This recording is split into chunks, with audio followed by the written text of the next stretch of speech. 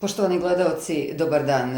Predizborna kampanja pred vanredne parlamentarne izbore koji su raspisani za 16. mart je u punom jeku, a sa nama danas gost iz Srpskog pokreta obnove, potpredsednik stranke Žika Gojković. Dobar dan, dobro nam došli. Dobar dan i bolje vas našao. Evo, danas ste u Bačkoj Palanci u okviru kampanje, a na izborima učestvujete zajedno sa Srpskom naprednom strankom. Jeste, Srpski pokret obnove je u koaliciji sa Srpskom naprednom strankom na ovim republičkim izborima.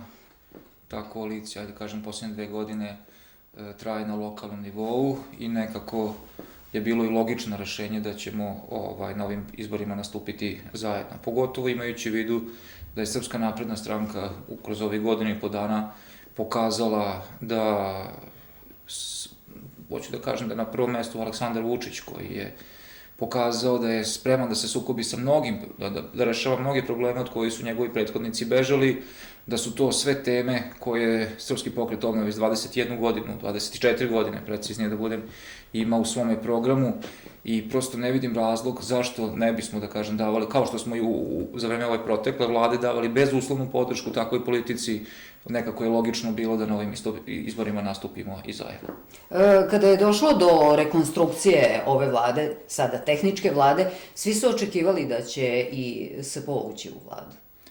Pa jeste, očekivali su. Ja sam jedan bio od onih zagovornika koji je na svojim organima stranke tražio da upravo tu pokažemo razliku, da smo spremni da podržimo, a da nikakve stranačke ili neke druge kombinatorike da ostanu, da kažem, da ostanu u drugom planu.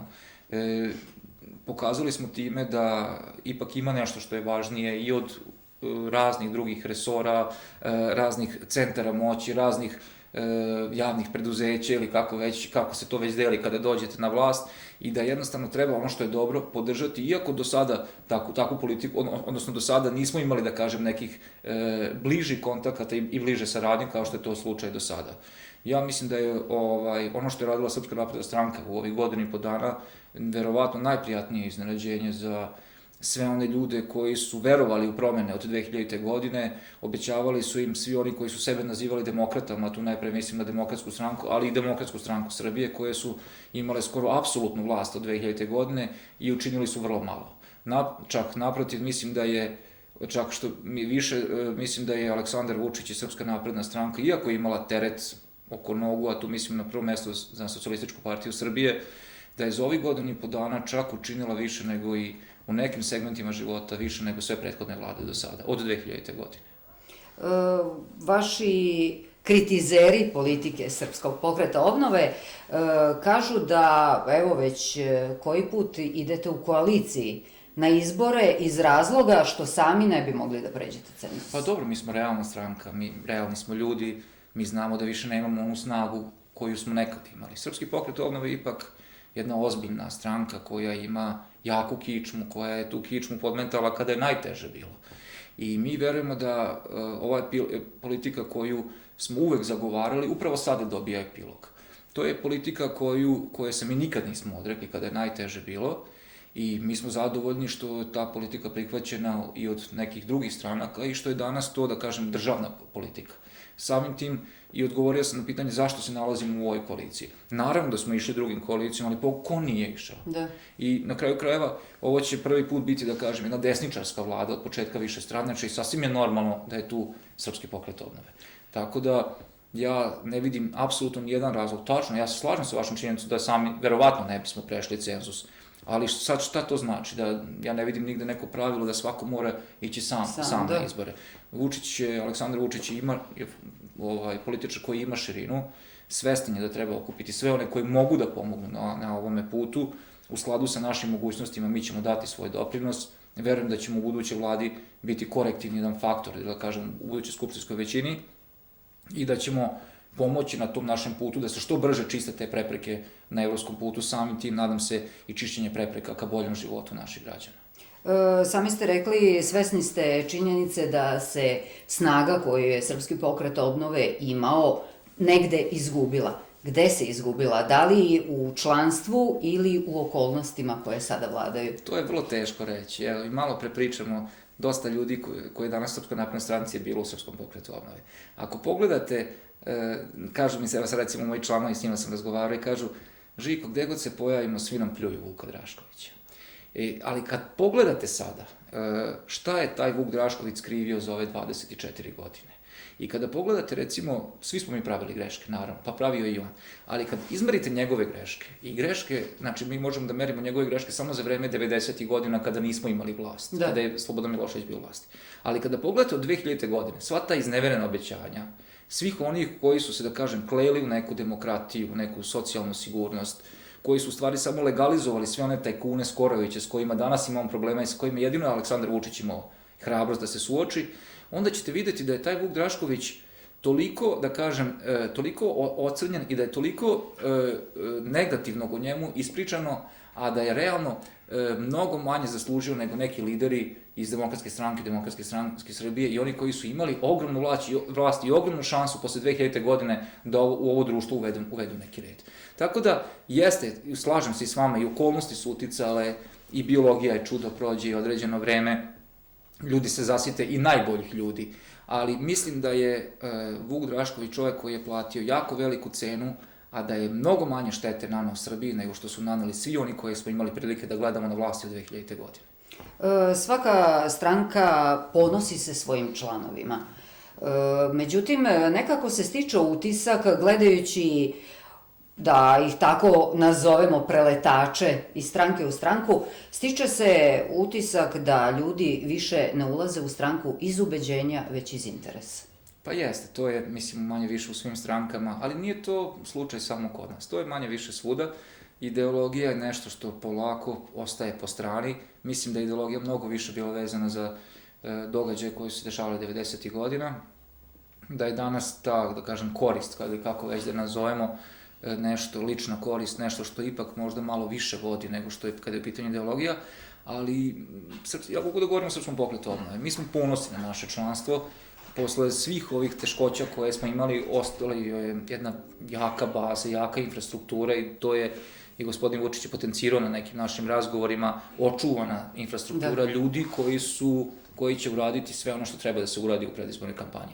Ti ljudi nisu dobili, većina njih, ni zaposlenja, niti neku dugu nadoknadu, to su još uvek ljudi koji srcem se bore za svoju stranku. I mi smo na te ljude ponosni, s druge strane verujemo da je to dobar temelj da u budućem periodu nadogradimo našu stranku sa dobrim idejima, mladim, novim ljudima i ja verujem da Srpski pokret obnove ima još šta da kaže na političkoj sceni.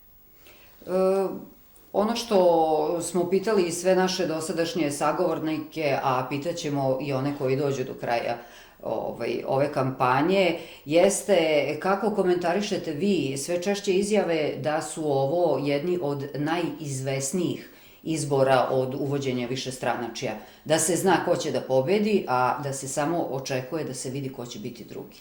Pa i meni se čini da je tako, iako kod nas u politici... Da li je to realno? Pa ja mislim da jeste. Ovaj put mislim da jeste, ali nikad ne bih unapred, da kažem, prognozirao kakav će taj rezultat biti. Nije isto da dobijete 37% i 43%, 4%. To je poprilična razlika, jer onda zavisi sve od toga koga ćete na neki način u tu vlast još, da kažem, uvući. Samim tim kad morate da prihvatite još nekog koalicionog partnera, vi na neki način prihvatate i njegovu ideologiju i sve ono što je dobro, ali i loše iz tih stranaka. Videli smo u poslednjih godina i po dana koliko je u stvari aferaški SPS imao, da kažem, uticaj na Srpsku naprednu stranku kada je u pitanju razrešenja mnogih drugih afera koje gospodin Vučić nije još uspeo, da kažem, ni da zagrebe.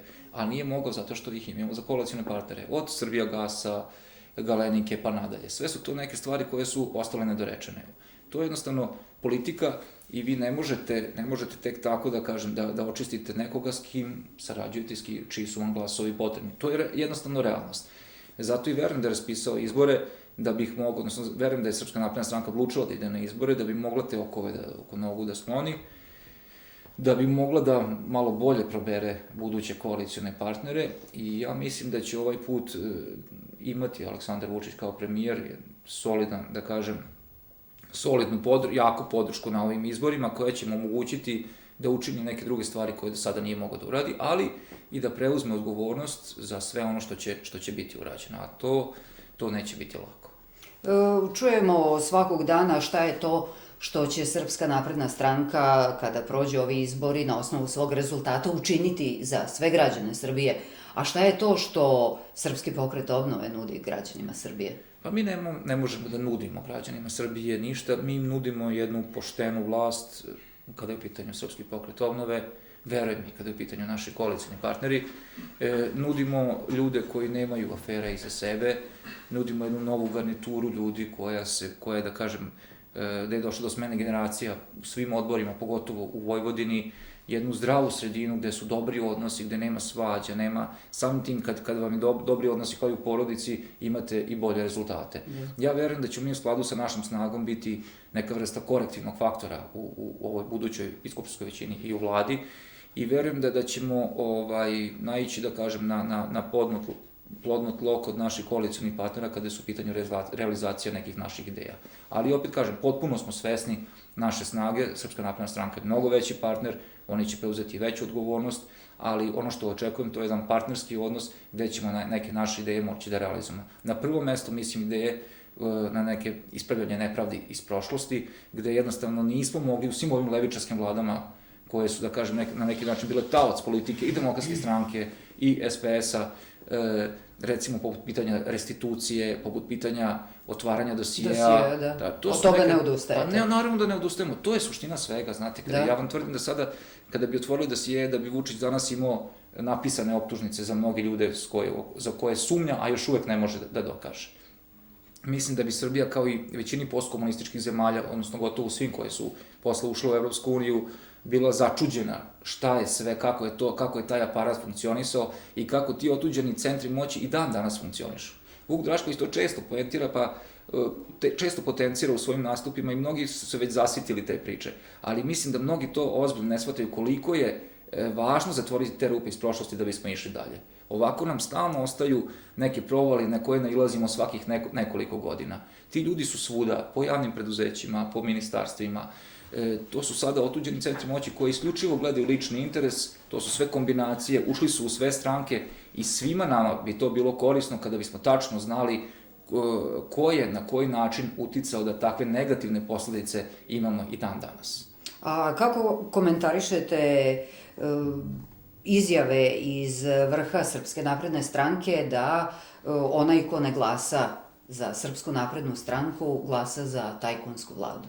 Dobro, to je jedna od, da kažem, parola u predizbornoj kampanji. U predizbornoj kampanji je skoro sve dozvoljeno, ali ne bih rekao da je to daleko od istine. Ako pogledate sve stranke do sada koje su imale odlučujuću ulogu u vlasti, su štitile te tajkune. Svi znamo kako se Mišković i cela ta ekipa obogatila 90. godina kad su svi gubili ono što su imali i onda su nekako očekivalo da će doći do neke socijalne pravde posle 2000. godine, međutim ti ljudi su samo, da kažem, legalizovali, legitimisali svoje bogatstvo, nastavili da rade kao što su radili do sada, još povećavajući bogatstvo i ponašali se izuzetno bahato, ulazili su, diktirali su koji će zakone da dođu, to je prolazilo kroz mnoge stranke, da bi se na kraju pojavio jedan Vučić koji je rekao da tome se mora stati na kraj. I u tom kontekstu posmatram i tu njihovu izjavu, jer niko još toliko jasno i javno nije istupio kada je u pitanju borba sa tajkunima. I to je za poštovanje. Može li se ta borba dobiti? Ja verujem da može ako imate želje, ako ima ljudi koji to mogu da isteraju do kraja. Naravno da je jako važno imati poštene i čestite ljude, jer kad vi imate repove, onda je vrlo lako da vas neko uceni ili kupi.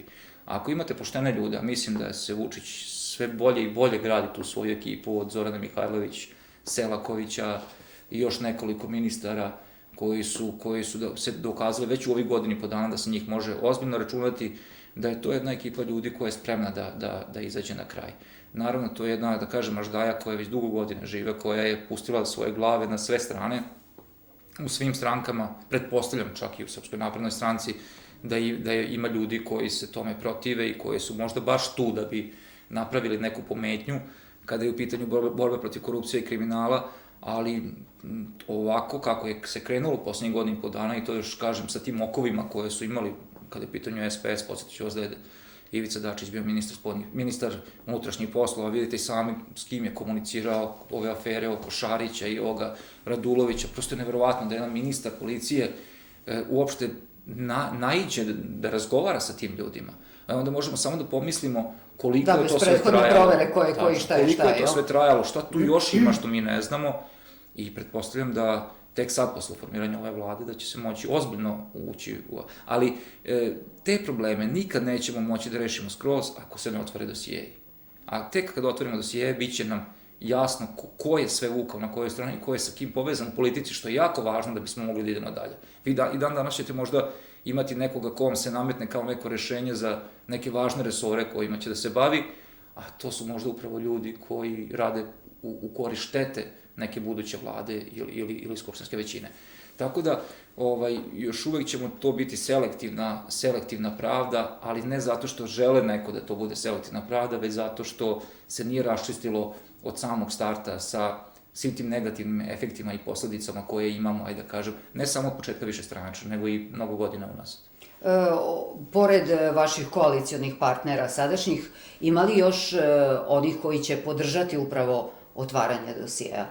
Pa to je sad još uvek teško reći, mi naravno nećemo odustati, koliko ja znam u Srpskoj naprednoj stranci, bar kod većine ljudi koji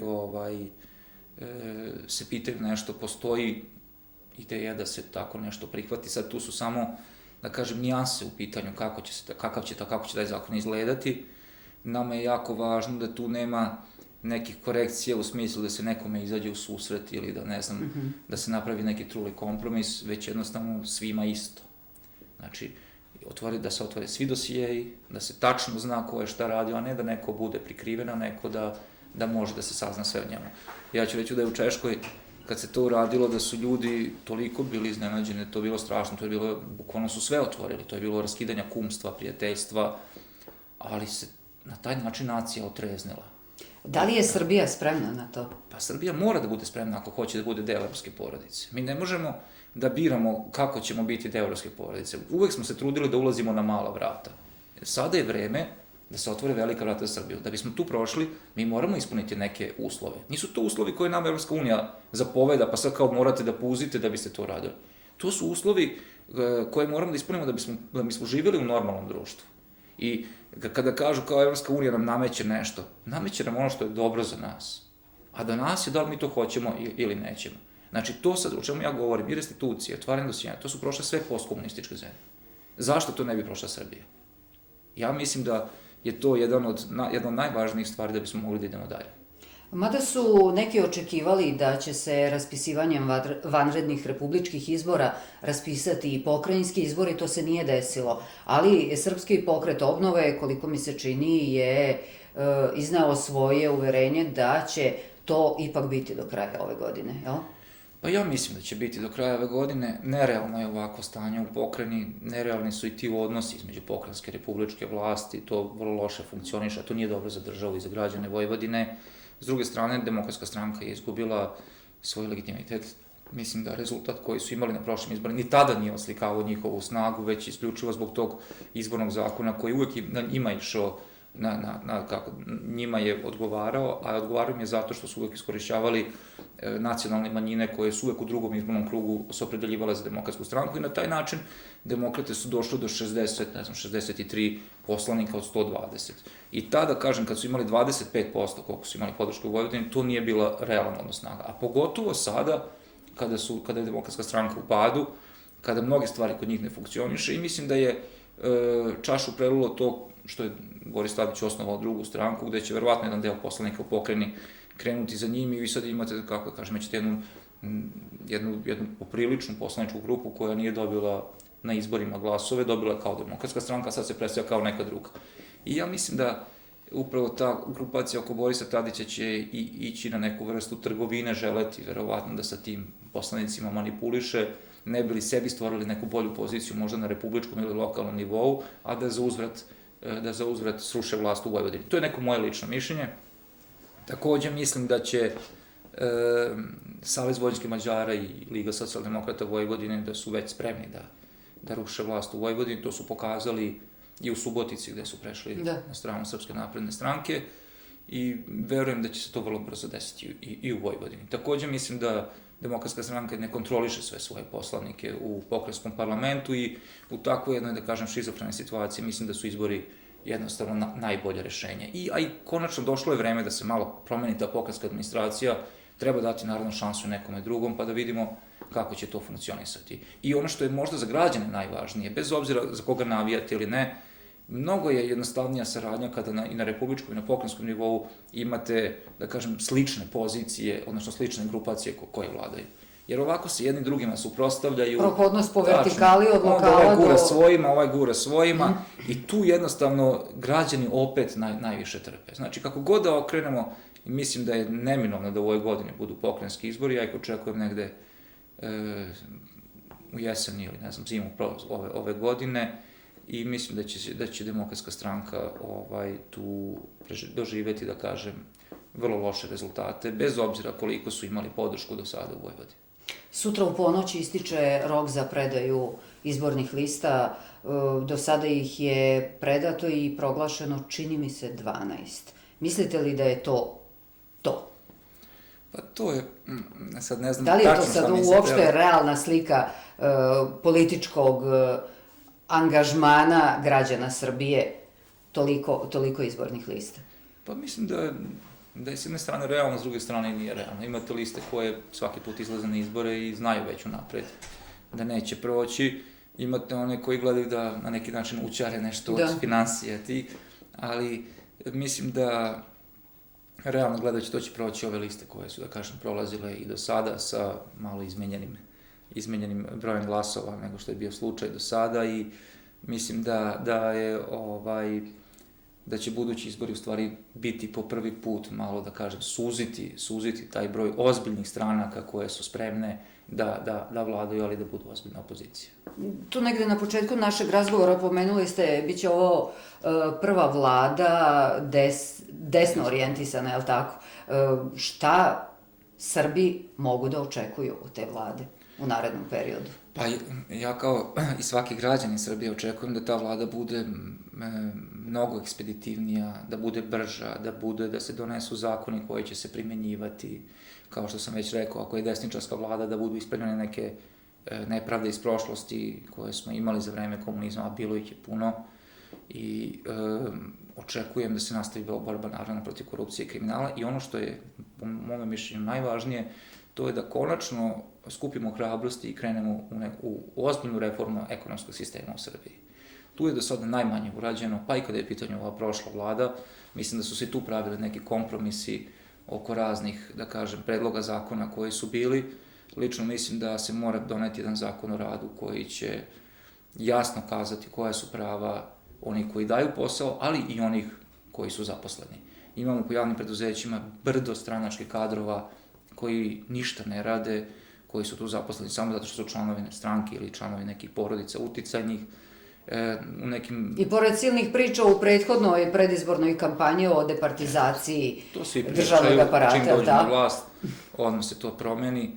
Nažalost, ni moja stranka nije bila izuzeta svega toga, ali mi nismo imali toliko priliku da uradimo neke reforme za koje verujemo da bi donele dobro. Mada vas prozivaju čak i da ste početkom ove godine tu nešto zapošljavali svoje kadrove neposredno pre raspisivanja izbora. U Novom Sadu možda ili gde? Ne, u Beogradu. U Beogradu? Da. Pa mislim da u Beogradu nismo, mi nemamo nekih... Onda ste u Novom Sadu? Pa moguće da je nešto u Novom Sadu, ali to su radili svi, znate, dok nije donešen ovaj zakon o zabrani zapošljavanja. Nije tu bilo zapošljavanje, nego su određenim ljudima koji su pokazali rezultate na svojim radnim mestima, omogućeno je da dobiju zaposlenje za stalno. I ja tu ne vidim neki veliki problem. Problem je kada imate stranačke kadrove, stranačke jatake koji kao su zaposleni u firmi, u stvari obavljaju samo stranačke poslove ili ne obavljaju ni to. Mi smo, evo samo jedan primer, u Somboru ušli u zemljoradničku zadrugu Gakovo, koja je dugo godina Demokratska stranka držala i uništila faktički to preduzeće na koje je naslonjeno celo selo. I onda smo shvatili da tu ima zaposlenih ljudi koji se uopšte ne pojavljaju na poslu. Naišli smo na jednog čoveka koji je godinu i po dana u Kanadi već, a primao je platu redovno. I to jednostavno ne može izdržati ni jedno javno preduzeće. I sad ako ne donesete jedan zakon o radu koji će regulisati te obaveze, vi ćete imati jednu grupu neradnika koja će raditi šta hoće, a ne možete jednostavno da im uzmete posao, da date nekome ko čeka na birou i ko je sigurno bi radio taj posao mnogo bolje. Pričalo se o tome i u predizbornoj kampanji 2008. 2012. Priča se i sada. Ali koja je to politička partija koja će tome stati na put? Ali u potpunosti. To je jako teško reći koja je politička partija. Sve je do ljudi. I ako neko ne vidi da smo sada došli bukvalno do ivice, jer ovo više nije pitanje izbora, ovo je pitanje života.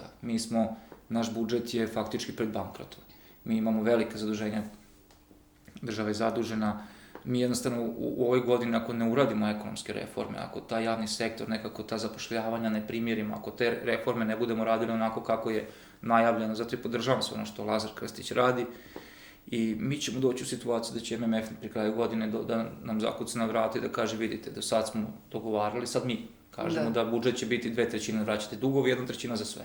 I vi jednostavno su vam paralisani. Vi ste paralisani, nećete moći da ispunjavate obaveze ni prema zdravstvu, ni prema prosveti, ali to, kažem, to je godinama uništavano, godinama zapošljavano i vi sad to preko noći ne možete da uradite. Ali zato je neophodna snažna i hrabra reforma i to već u prvoj godini vlasti, gde će se svi pridržavati, od lokalnih samouprava do najviših organa vlasti, i ako to uradimo, mislim da Srbija ima šansu da stane na, što se kaže, na zelenu granu. Svi zagovaraju, odnosno govore o tome da nam je neophodan ekonomski oporavak. Doduše, imamo to sad podeljeno na koji način. Da li uz pomoć Evropske unije ili uz pomoć Rusije? Pa ja sam zagovornik teorije da nam je bliža mnogo Evropska unija, na kraju kraja mi živimo u Evropi i prosto je nelogično da budemo deo nekih evroazijskih integracija ili nekim, kako kažu DSS-u, nezavisni, ne znam, neutralni, da. Mogu i to da shvatim, ali da ste vi u nekoj grupi neutralnih, nego ste vi neutralni od svih. Samim tim niste nigde i nemate nikakvu saradnju, niti imate bilo kakvu, kako kažem,